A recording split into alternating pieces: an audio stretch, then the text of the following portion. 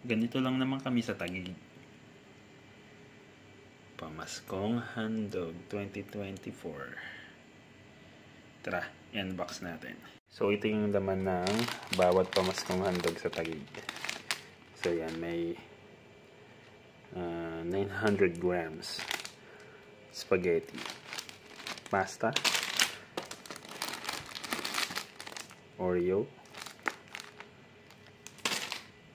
Siyempre kung may pasta, meron kang spaghetti sauce. Royal din yan. Siyempre,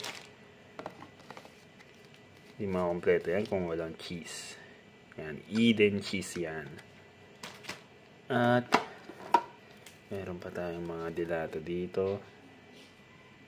So yan, dalawang Argentina corned beef. Meatloaf. So that's beef loaf. Tatlo yan. Ito yung dalawa. Okay. Siyempre meron tayong pang salad. Today's.